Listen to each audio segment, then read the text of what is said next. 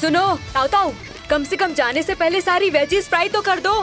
हम तुमसे फ्री में काम नहीं करवा रहे हैं, हर महीने मुंह मांगी सैलरी देते हैं।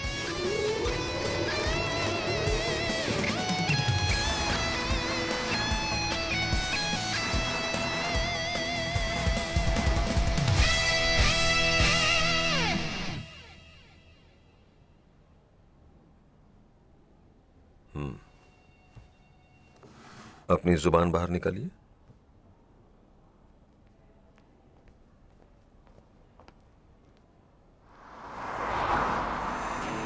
बार बार कॉल करना बंद कीजिए सर, मैं आ रही हूँ।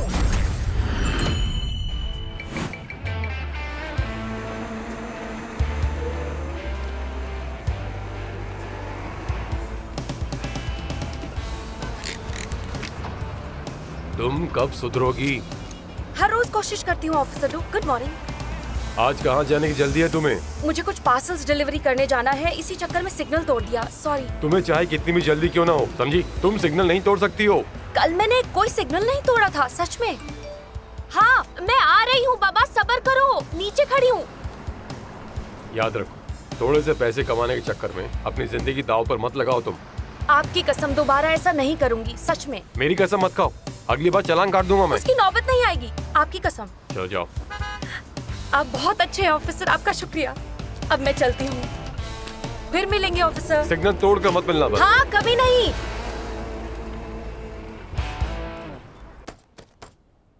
वो मिल गई है। कौन मिल गई है? जियांग एक्यूपंक्चर टेक्निक की इकलौती वारिस मिल गई है।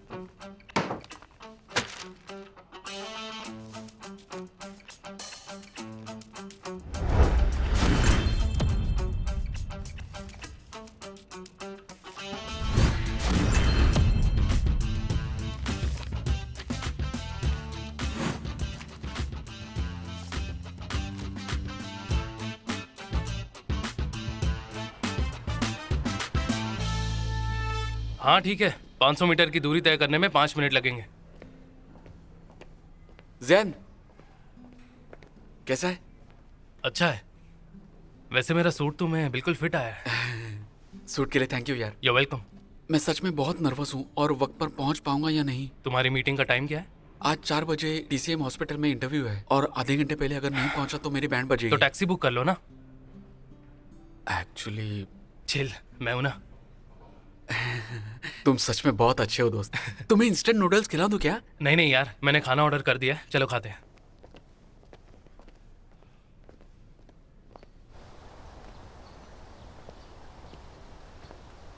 हेलो, मैं नीचे खड़ा हूँ, तुम कहाँ हो?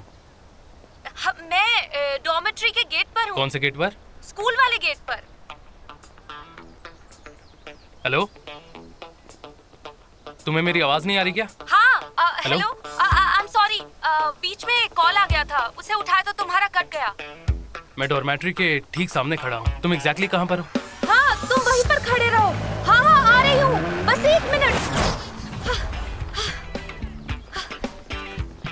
तुमने तो कहा था तुम 500 मीटर दूर हो, फिर 16 मिनट कैसे लग मैं गए? आ गई। तुम बहुत लेट हो। Sorry, I am really sorry. बहुत सारे रेड सिग्नल्स मिले थे, रूल्स को फॉलो किया इसलिए लेट हो गई। आप प्लीज इस पर साइन कर दो, खाना अभी तक गर्म है। चेक कर लो प्लीज सर, ये बड़ी मुश्किल जॉब है। मुझे 2 ऑर्डर्स मिले थे, आपका ऑर्डर मैं पहले देने के लिए आई हूँ। अब साइन कर दो, साइन कर दो प्लीज। हेलो, हाँ हाँ फ्लावर गार्डन ना, मैं आपके स्कूल के गार्डन में ही खड़ी हूँ। यहाँ कितने फ्लावर गार्डन्स हैं? मैं ना इस साइड के फ्लावर गार्डन में खड़ी हूँ। हाँ हाँ मैं अभी वहाँ पहुँचती हूँ। हाँ फोन रखिए। यही झूठ तुमने मुझसे भी बोला था। लेट हो गई थी तो चुपचाप मान लेती, मैं माफ कर देता, शायद दूसरा भी तुम्हें माफ कर देता। और तुम हो कि मेरे सामने फोन पर झूठ बोले जा रही। देखो मिस्टर, अगर तुम मेरा टाइम वेस्ट नहीं Order करते ना तो अब तक वहीं रुक जाओ। इतनी अकड़ दिखाने की जरूरत नहीं। ये चाहिए या नहीं? नहीं चाहिए। नहीं चाहिए तो फिर ये लो।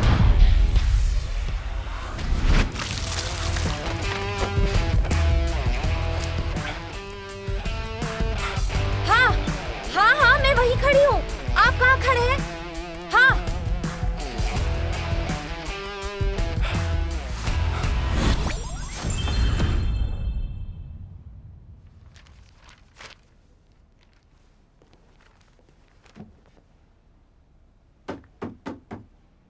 क्या ये इन्फॉर्मेशन करेक्ट है? 100% करेक्ट। जब पहली बार यह खबर सुनी थी ऐसे ही हैरान हुआ था। आपने खुद ही कहा था। बिना किसी भेदभाव के सबको टीच करना ही असली एजुकेशन है। इसीलिए क्या आप इस बच्चे को ग्रुप का वारिस बनाने के लिए तैयार हैं? बताइए मुझे। यंग क्यों ऑक्यूपॉइंट, बिनाव ऑक्यूपॉइंट, एंटीरियर एक्सिलरी।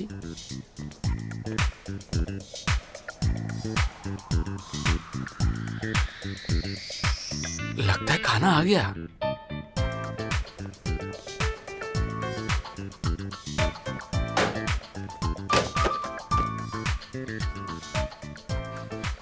जन, ये सब क्या है? कहाँ गिर गए थे तुम?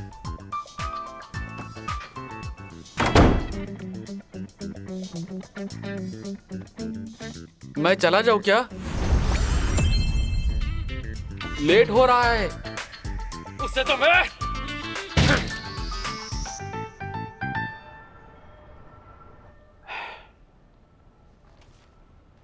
फिर से रिजेक्ट हो गया। मुझे तो समझ में नहीं आता है कि आजकल काम को कंप्लीट कर पाना इतना मुश्किल क्यों हो गया है। शांत रहो, हौसला रखो और मेरी बात याद रखना, जब भी प्रॉब्लम आए शांत रहना सीखो। लेकिन इतना वक्त हो चुका है, मेरी जगह अगर भगवान भी होता तो वो भी अपना पेशेंस लूज कर देता। मैंने तो सबका भला ही सोचा था। मैं तो बस स्टूडेंट टीचर प्रोग्राम अरेंज करना चाहता था। Shadab, traditional Chinese medicine education की प्रॉब्लम्स हमारे देश के कुछ हिस्सों में बहुत बढ़ गई है, क्योंकि अगर हम अपने स्टूडेंट को वेस्टर्न मेडिकल माइंडसेट के साथ पढ़ाते हैं तो प्रॉब्लम सॉल्व करने के लिए स्टूडेंट्स भी इसी माइंडसेट का इस्तेमाल करेंगे। तो फिर टीसीएम माइंडसेट क्या है? और सिर्फ इसीलिए मेरा मानना है कि टीसीएम में स्टूडेंट टीचर प्रोग्राम जरूर वापस आना चाहिए। अगर फिर भी वो ना सीखे तो प्रॉब्लम टीचिंग मेथड में है। उसे अच्छी शिक्षा नहीं मिलती तो ये उसका टीचर का फॉल्ट है।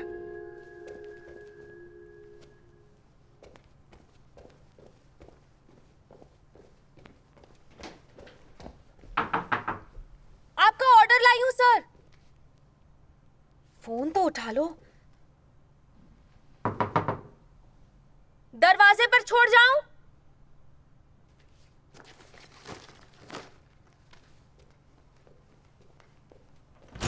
बचाओ, मेरी मदद करो। दरवाजा खोलो, खोलो दरवाजा। अंदर कौन है? खोलो। आई एम सॉरी, मुझे आने में देर हो गई। कोई बात नहीं, कोई बात नहीं, आ जाओ, वहां बैठ जाओ। Thank you sir.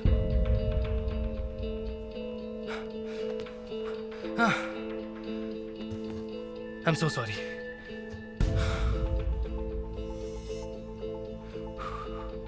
किसी ओपन फ्रैक्चर में इमरजेंसी फर्स्ट एड क्या हो सकता है? Emergency first aid? Open fracture के लिए इमरजेंसी फर्स्ट एड?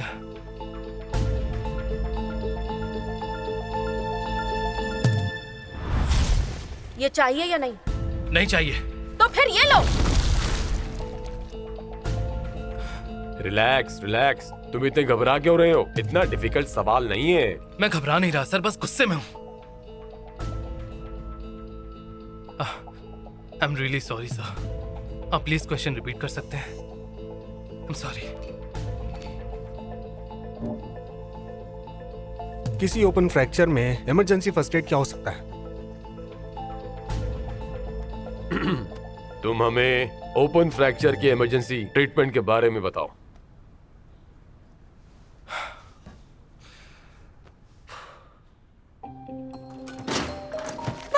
प्लीज मुझे बचा लो। ओपन फ्रैक्चर ट्रीटमेंट में सबसे पहला इमरजेंसी स्टेप है लाइफ सेविंग मेजर्स। फौरन पेशेंट की कॉम्प्रिहेंसिव एग्जामिनेशन को कंडक्ट करना। अगर पेशेंट को कार्डियक अरेस्ट हुआ है तो उसी वक्त सीपीआर परफॉर्म करना। अगला स्टेप ब्लीडिंग को रोकने के लिए ड्रेसिंग अप्लाई करना, लेकिन चोट पर सिर्फ साफ कपड़े से पट्टी बांधनी चाहिए। एक्सपोज फ्रैक्चर एंड्स को स्किन टिश्यू में पुल बैक नहीं करना चाहिए, वरना मेडिकल प्रोफेशनल को मिस डायग्नोसिस हो सकता है। नेक्स्ट स्टेप है टेम्पररी स्प्लिंटिंग। स्प्लिंटिंग के लिए हार्ड ऑब्जेक्ट्स का इस्तेमाल करना जरूरी है और स्प्लिंट फ्रैक्चर्ड एरिया के एक जॉइंट ऊपर और एक जॉइंट नीचे एक्सटेंड होना चाहिए। स्प्लिंटिंग के लिए पेशेंट या इंजर्ड लिम्ब को ज्यादा मूव नहीं करना चाहिए। छोड़ दो उसे, लड़ना मत करो। छोड़ दो उसे, लड़ो मत।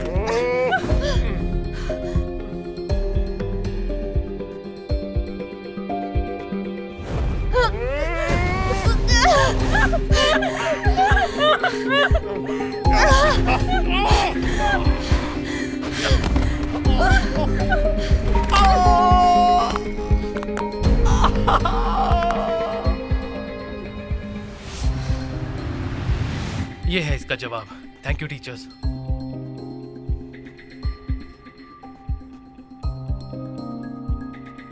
Thank you.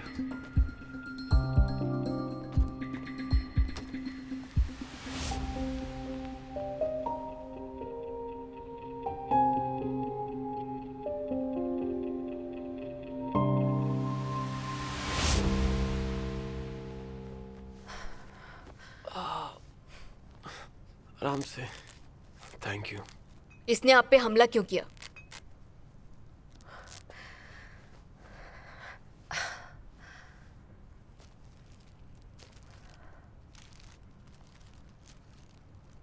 अच्छी रेटिंग नहीं दी इसलिए?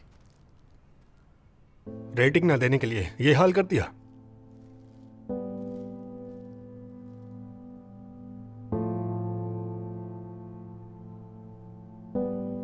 तुम झूठ क्यों बोल रही हो?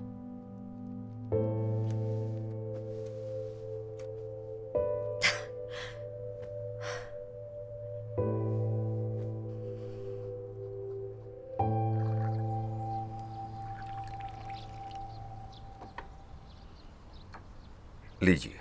शुक्रिया। आप भी लीजिए।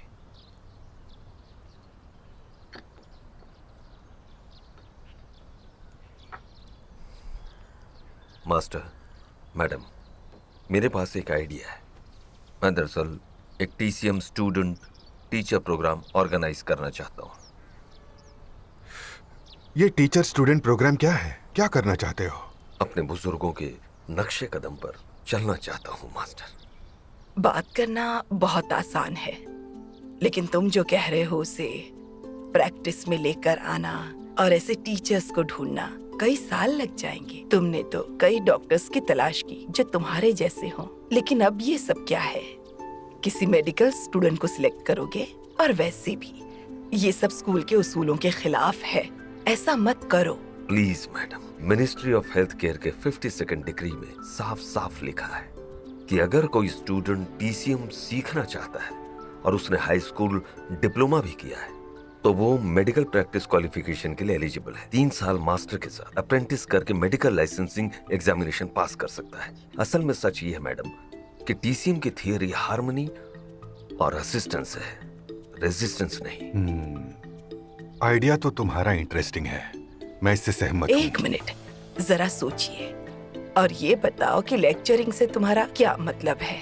ओपन लेक्चर कंडक्ट करना, एक इंक्लूसिव एजुकेशन और TCM के बारे में बताना। तुमने सोच लिया? जी हाँ। लेकिन ये पढ़ाई इतनी भी आसान नहीं। बाकी कोर्सेज की तरह तुम हजारों स्टूडेंट्स को रिक्रूट नहीं कर सकते हो। अगर बुरे लोग इसे सीख गए तो गलत इस्तेमाल करेंगे। ये पता लगाना कि किसकी नीयत अच्छी है और किसकी बुरी है, ये बहुत मुश्किल काम है। बिना सोचे समझे ये किसी को सिखाना बिल्कुल भी अच्छा नहीं। मैं जानता हूँ मैडम, लेकिन बदलाव भी कुदरत का एक नियम है।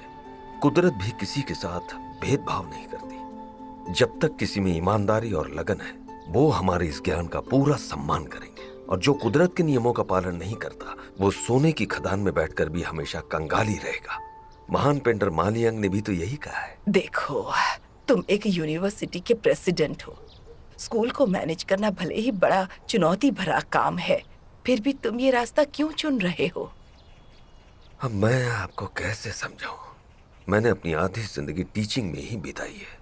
बहुत सारे प्रैक्टिसिंग डॉक्टर्स को ट्रेन भी किया, लेकिन अभी भी पेशेंट्स बहुत ज्यादा हैं और वो बढ़ते जा रहे हैं। लेकिन सच तो ये है, सिर्फ बीमारी को ठीक करने पर ही फोकस कर रहे हैं। TCM का मूल उद्देश्य भूल गए। इसका मूल उद्देश्य है बीमारी को पनपने से पहले ही खत्म कर देना, ताकि इंसान स्वस्थ रहे, कभी बीमार ही ना पड़े, जान की हानि ना हो। हम लोअर लेवल फिजिशियन हैं और जिन स्टूडेंट्स को हम पढ़ाते हैं उसी कैटेगरी में आते हैं, और हमने उन्हें इसका मूल उद्देश्य आज तक नहीं समझाया है। इसलिए मैं चाहता हूं कि मैं इसकी नॉलेज को स्प्रेड करूं, ये हुनर मैं सबको सिखाऊं, बीमारी को जड़ से उखाड़ फेंकूं। और क्या पता ऐसा करने से हमारे समाज को चैंग सैंग या ब्यानकू जैसे महान चिकित्सक मिल जाएं। इसने फैसला कर लिया है। हाँ बिल्कुल, ये बड़ा ही महान काम करने जा रहा है, इसलिए इसे सपोर्ट करो। इसकी उम्मीद मत तोड़ो। मैं इतनी भी बुरी नहीं। मैडम, प्लीज मेरा साथ दीजिए। इस नॉलेज को स्प्रेड करना मेरी जिम्मेदारी भी है और कर्तव्य भी। आज टीसीएम अपने प्राचीन मेडिकल मेथड्स को भूल चुका है। मैं वही याद दिलाना चाहता हूँ ताकि टीसीएम की अहमियत सबको पता चल सके और लोगों का फायदा हो सके और हम सबके बीच एक स्वस्थ समाज का निर्माण हो सके।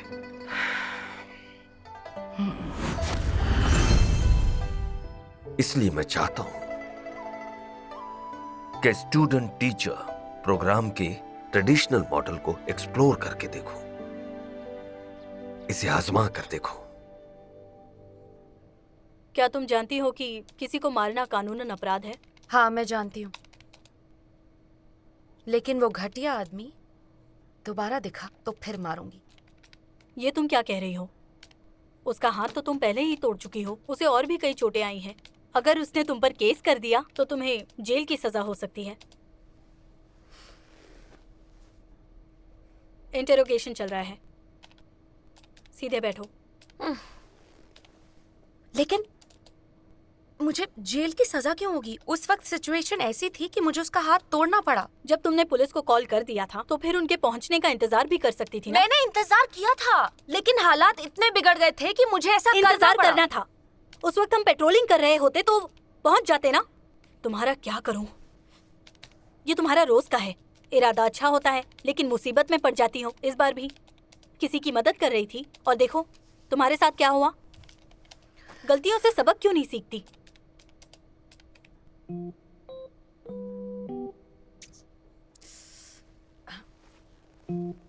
क्या हुआ? तुम्हें चोट तो नहीं आई ना? उठो, मुझे देखने दो। कहीं दर्द हो रहा है क्या? हाँ, अच्छी तरह बैठो, मुझे चेक करने दो। मुझे भूख लगी है। खाने को कुछ मिलेगा क्या? खाने को कुछ मिलेगा क्या? Thank you madam. क्या बातें चल रही थी? हाँ? मास्टर, मैडम, शादाओं ने कहा था कि उसे जियान फैमिली एक्यूपंक्चर ग्रुप का होने वाला वारिस मिल गया है। क्या कहा? क्या कहा? हाँ, सच में क्या मुझसे मिल सकते हैं? वो कैसा इंसान है? वो 20 साल की एक यंग लड़की है मास्टर। वो सिर्फ 20 साल की है? मतलब कॉलेज में पढ़ती होगी? नहीं, वो पढ़ाई नहीं करती है। तो फिर और क्या करती है? शादाओं ने बताया था कि उसके बायोलॉजिकल फादर का कुछ पता नहीं चला। जिस वक्त वो भयानक बाढ़ आई थी, उसकी माँ ने दूसरों को बचाने के लिए अपनी जान गंवा दी थी और उसी वक्त वो लड़की भी मरते मरते बची।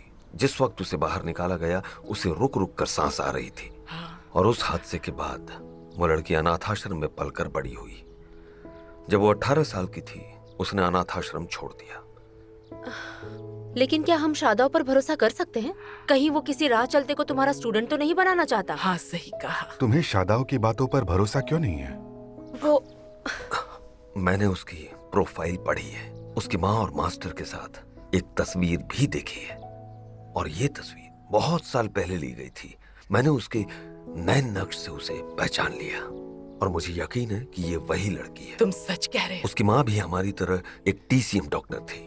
ओह, ये देखिए तस्वीर। देखो, गौर से देखने दो। मुझे भी वही लड़की लग रही है।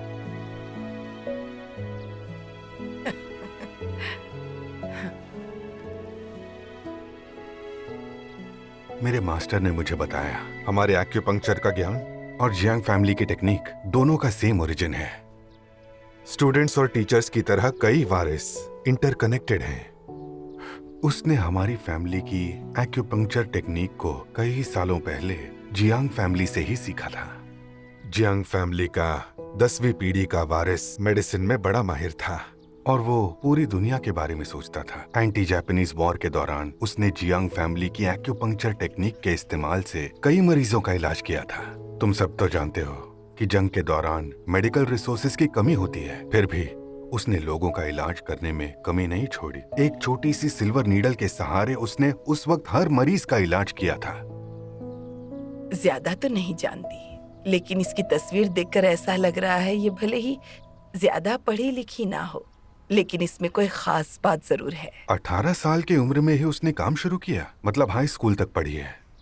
अगर उसने हाई स्कूल पास किया है तो वो स्कॉलर है, और एक स्कॉलर के लिए मेडिसिन सीखना कोई मुश्किल काम नहीं है। वो कैसी इंसान है वो मायने रखता है। हाँ, मैं जानता हूँ, उसके बारे में सब पता करवा लूंगा। मैं घर आ गया हूँ। अच्छा किया आ गए। अब डिनर शुरू करते हैं। बताओ, तुम्हारा एग्जाम कैसा रहा? अच्छा था। मैं जानती ही थी। तुम जानते हो ना कैसे पास हुए हो? किसी ओपन फ्रैक्चर में इमरजेंसी फर्स्ट एड क्या हो सकता है?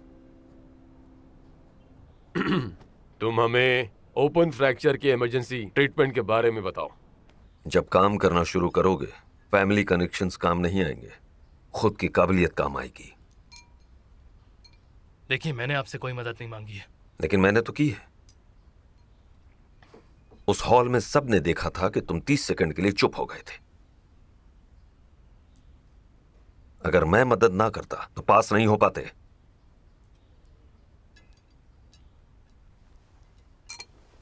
बैठ जाओ। अपने पापा की एक बात नहीं सुन सकते? क्यों इस बेचारे को डांट रही हो? आज तो खुशी का दिन है, इस तरह की बात क्यों कर रही हो? जानते हो ना ये भी दिन रात मेहनत कर रहा है। सुनो, खाना खाओ।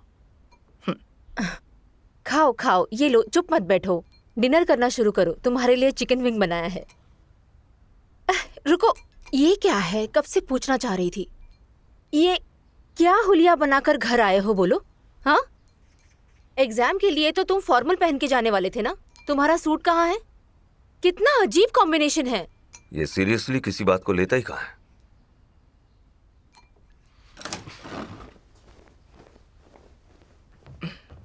हद करते हो। अब खुश हो तुम दोनों?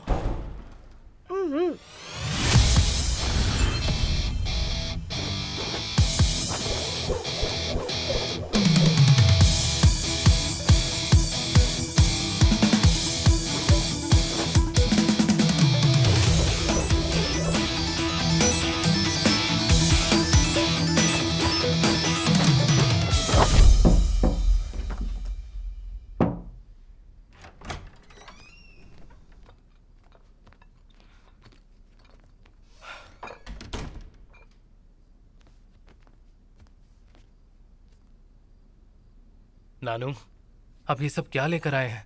आप खुद एक टीसीएम डॉक्टर है। ये जितनी चीजें आप लेकर आए हैं ना, ये सब की सब अनहेल्दी है। अरे तुम ये मत भूलो, डॉक्टर भी इंसान होते हैं। मर्जी का खाना खाना मेरा हक है। तुम्हारा बाप इंसान थोड़ी है।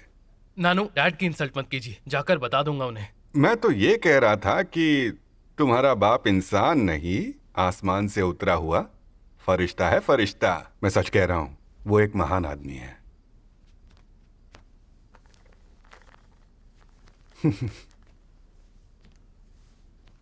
जानते हो, हर फैमिली में ऐसा ही होता है।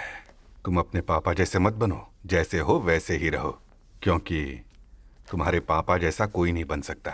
तुम्हारे माँ बाप ने तुम्हें ऐसे पाला है जैसे किसी रियासत के राजकुमार को पाल रहे हो। मैं बस ये चाहता हूँ तुम हमेशा खुश रहो, फिर राजकुमार बनो या आम इंसान।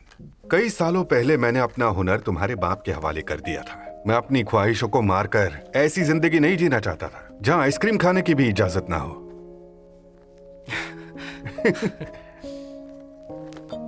हाँ, जानते हो, आज जो लोग तुम्हारा एग्जाम ले रहे हैं वो कभी मेरे स्टूडेंट हुआ करते थे। उन सब की काबिलियत मैं अच्छे से जानता हूँ।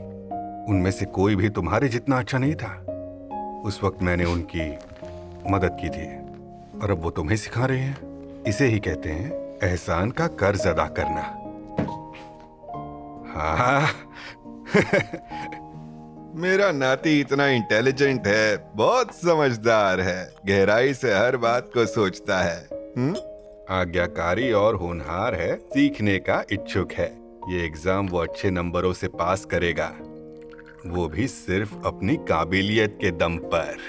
तो चलो अब अपने नाना के साथ एक दो ड्रिंक ले लो। नहीं, रुको। अरे आपका ड्रिंक ये है नानू। अरे ये क्या? सुनो जूनियर रैन, ये बात मुझे अच्छी नहीं लगी। नदी पार करने के बाद पुल को जला रहे हो। ठीक है, पी लीजिए नानू। इससे पहले मेरा मूड बदल जाए और मैं कंप्लेन कर दूं, जल्दी से अपना हेल्थ ड्रिंक पी लीजिए। अरे ये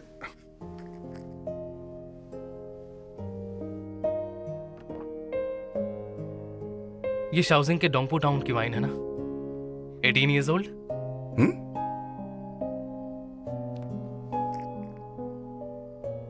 इसे 18 साल तक ऑस्मैंथस ट्री के नीचे रखा जाता है, इसलिए इसमें से उसके फूलों की खुशबू आ रही है। अंदर जाते ही सुरूर चढ़ गया। अरे वाह।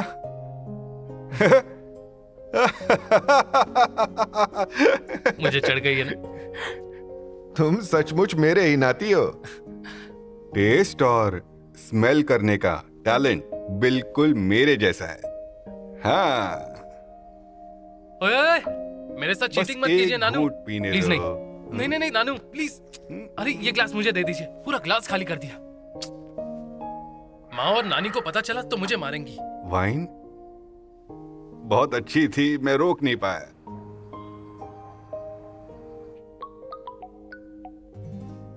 हाँ शादाब, गुड इवनिंग। माफ कीजिए, मैं उसे आपके पास नहीं ला पाया। किसे नहीं ला पाए? उस वारिस को।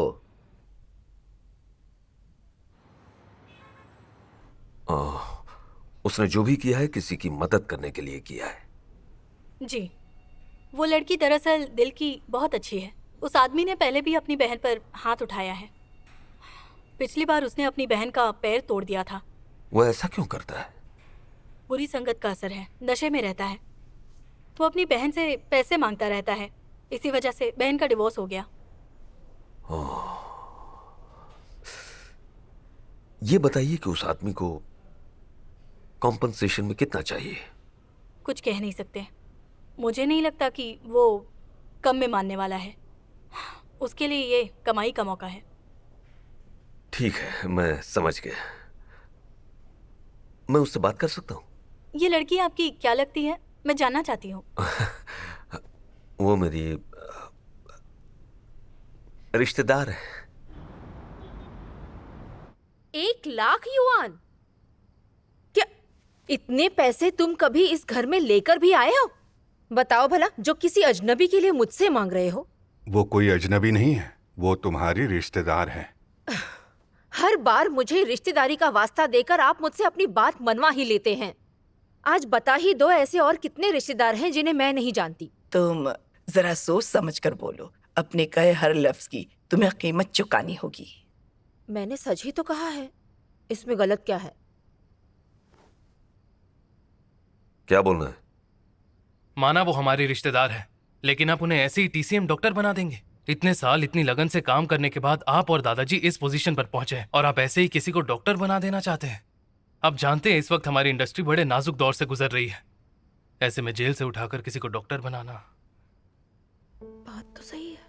जो इन्फॉर्मेशन हमें तुम्हारे शादाव अंकल ने दी है, उसके मुताबिक ये लड़की सच में जियांग फैमिली की एक्यूपंक्चर ग्रुप की वारिस है। इतनी छोटी उम्र में वो कई बार जेल जा चुकी है। अगर हमने उसे सही रास्ता नहीं दिखाया तो जियांग फैमिली एक्यूपंक्चर ग्रुप का नामो निशान मिट जाएगा। इसलिए कायदे की बात तो ये है कि हम उस लड़की की मदद करें, उसे सही रास्ता दिखाएं। उसके पूर्वजों के हम सब पर बहुत एहसान है। क्या गारंटी है कि वो सीख कर डॉक्टर बन जाएगी? सीख तो तुम भी नहीं पा रहे हो, फिर भी हमने हार नहीं मानी।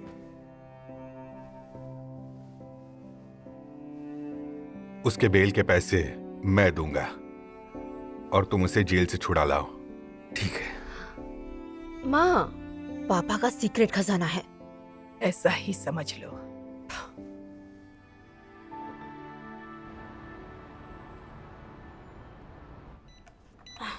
तुम अभी बहुत यंग हो, ऐसे मारपीट करते अच्छी नहीं लगती। हाँ, इस बार तुम्हारी किस्मत अच्छी थी। हाँ, उन्होंने चार्जेस ड्रॉप कर दिए, अगली बार नहीं बचोगी। अच्छा होगा तुम ये गुंडागर्दी करना बंद करो। हाँ, मुझे सुन भी रही हो? फॉर्म भर दिया है। और हाँ, वो तुम्हारा इंतजार कर रहे हैं। कौन?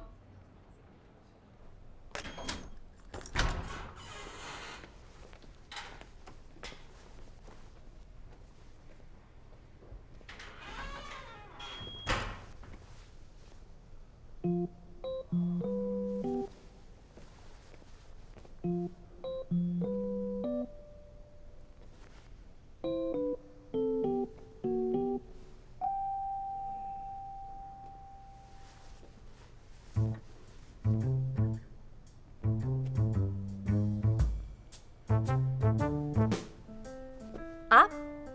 क्या मेरी बेल आपने करवाई है? हाँ, मैंने करवाई है। क्या क्या हम पहले मिल चुके हैं? मुझे कुछ याद नहीं आ रहा है।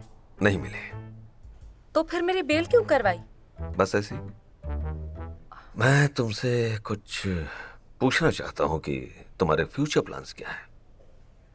मेरे फ्यूचर प्लान्स क्या है?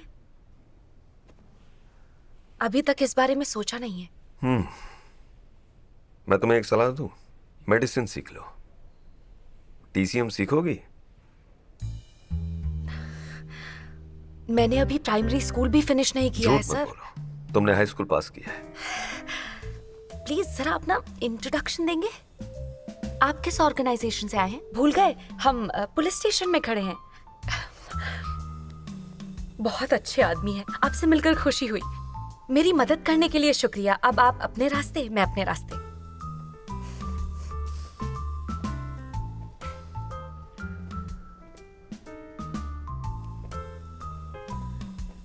आपके पास गाड़ी है? क्यों पूछ रही हो? यहाँ ड्राइव करके आए हैं। मेरा स्कूटर यहाँ पर नहीं है। क्या आप मुझे लिफ्ट दे दोगे अगर कोई दिक्कत ना हो तो? हाँ, आ जाओ।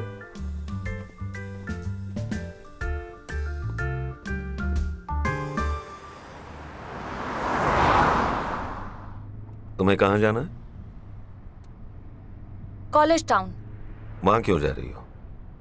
मैं वहां पढ़ती हूँ। एक रेस्टोरेंट में शेफ के लिए अप्लाई किया है। वो कॉलेज टाउन में है। पर मंथ 4800 मिला करेंगे, वहीं काम करूंगी। अगर तुम्हें जॉब चाहिए तो मेरे साथ चलो। पर डे 100 युआन दूंगा। और इतना ही नहीं, अगर तुम्हें अच्छा ना लगे तो जॉब छोड़ सकती हो। क्या आपके बच्चे हैं? है ना, एक बेटा है। आपकी हेल्थ तो ठीक है? ठीक है, लेकिन तुम्हारी तरह तोड़ फोड़ नहीं करता। मेरी किडनी की जरूरत है। पता नहीं आज तक कैसे लोगों से मिली हो। ठीक है। इतनी जल्दी सोच भी लिया? पता नहीं तुम्हारे दिमाग के अंदर क्या चल रहा है। ट्यूशन फीस देनी होगी? तुम्हें खाना मुफ्त मिलेगा और सैलरी भी मिलेगी। सैलरी भी मिलेगी? लेकिन इतनी अच्छी डील के लिए आपने मुझे ही क्यों चुना है? अगर मेरा बस चलता ना तो तुम्हें तो भूल कर नहीं चुनता। तुम्हें ऊपर वाले ने चुना है। ऊपर वाले ने? कुछ समझी नहीं। मैं तुम्हें घर लेकर जा रहा हूं। घर पहुंचने के बाद जो भी मैं कहूं तुम पलट कर जवाब नहीं दोगी। मंजूर है? मतलब आप कुछ भी बोल सकते हैं और मैं कुछ भी नहीं? हाँ, तुम्हें चुपचाप मेरी हर बात माननी होगी।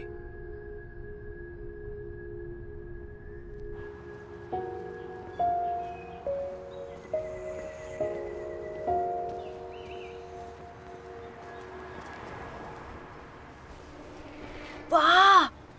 क्या ये आपका क्या हुआ? देखने तो दो। क्या कर रहे हैं? बताइए, ये कौन सी जगह है? हाँ, और यहाँ सबने सफेद कपड़े क्यों? आज के बाद तुम्हें अपने मुंह पर ताला लगा के रखना है।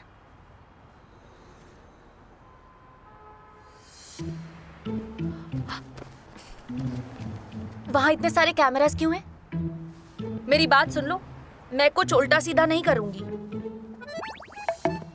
मैं आपसे बात कर रही हूँ। पहले मुझे पैसे दो। तुमने अपना फोन बाहर क्यों निकाला है? मुझे पेमेंट करने वाली हो क्या? पैसे ट्रांसफर करो, जल्दी करो, वरना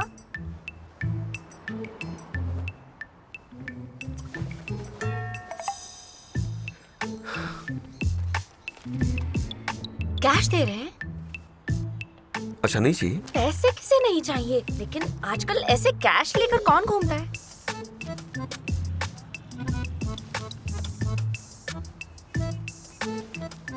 चलो भी। एक बात मैं फिर से बता देती हूँ, मैं कोई गलत काम नहीं करूँगी। कुछ इलीगल करवाने वाले हैं तो अभी बता दीजिए। अब जिंदगी भर ये बात याद रखना कि तुम्हारी बेल मैंने करवाई थी। किसी गलत काम की वजह से उन्होंने मुझे अरेस्ट नहीं किया था, समझ गए? मैं ना दिल की बड़ी अच्छी लड़की हूँ और मैंने 9 साल कंपलसरी एजुकेशन भी लिया है, इसलिए मुझे बहलाना फुसलाना आसान काम नहीं है। जब मैं स्कूल में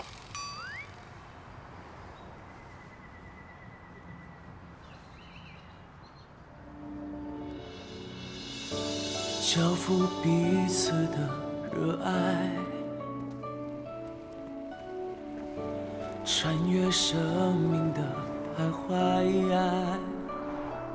不惧风雨，不惧海浪，并非孤单的飘荡。别成面目可悲伤，谁没一点伤。 आज मैं आप सबको हमारी नई कोलीग से मिलवाना चाहता हूं। सीनियरिटी के मामले में ये मुझसे भी बड़ी है और आपसे भी, और इसका नाम है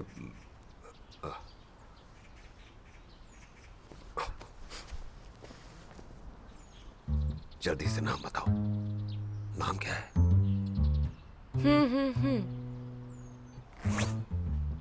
सुन ताओ ताओ। ताओ का स्पेलिंग TOU है। क्यों, आपको नहीं पता है? हाँ, असल में मेरा दिमाग कहीं भटक गया था। इसका नाम सुन ताओ ताओ है। इसके नाम का मतलब है बुद्धिमान और ज्ञानी। तुम्हारा नाम किसने रखा था? अनाथ आश्रम के डायरेक्टर ने। यहाँ बैठ जाओ। बैठो। ये कौन सी जगह है? बैठ जाओ। इसका नाम सुन ताओ ताओ है और ये अनाथ आश्रम में पलकर बड़ी हुई है।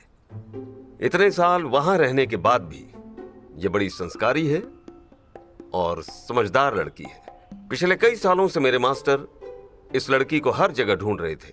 हमारी खुशकिस्मती है कि आज ये हम सबके बीच यहां बैठी हुई है।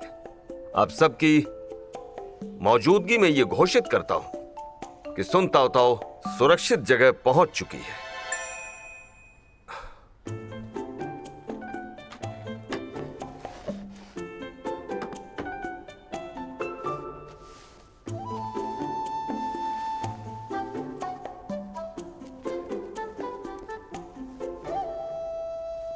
अपना सिर झुकाकर अपने पूर्वजों को नमस्कार करो।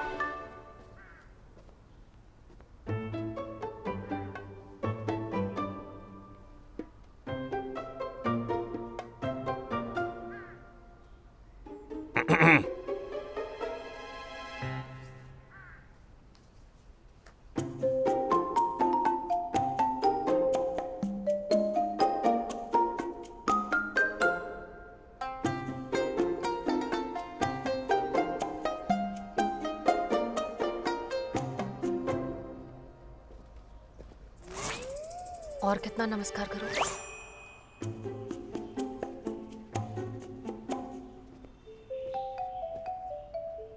और मेरे पूर्वज कौन थे बताइए? वो सफेद कपड़े वाले मुझे घूर क्यों रहे हैं? मुझे डर लग रहा है।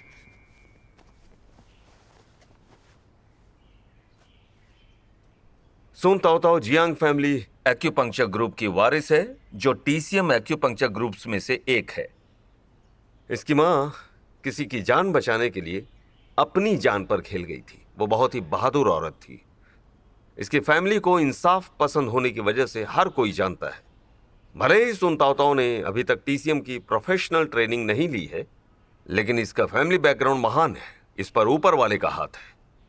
इसके साथ मैं हूं, आप सब हैं। हम सब मिलकर इसे सिखाएंगे। मुझे यकीन है कि हमारी मदद से सुन ताओ ताओ जियांग फैमिली एक्यूपंक्चर तकनीक की ग्रुप की वारिस बन जाएगी।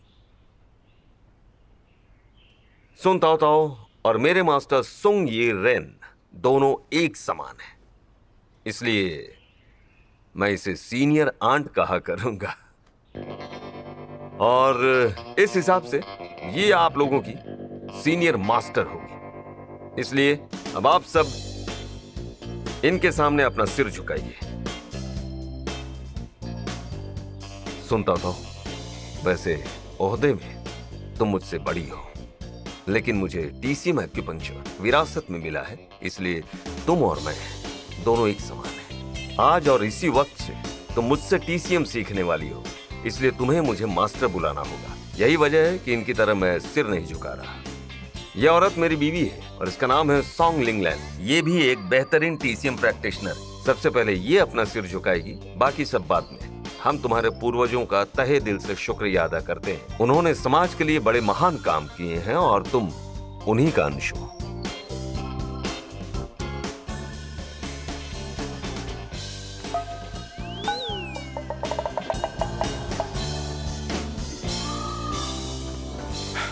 सॉरी मैं लेट हो गया। इसके सामने सिर झुकाओ।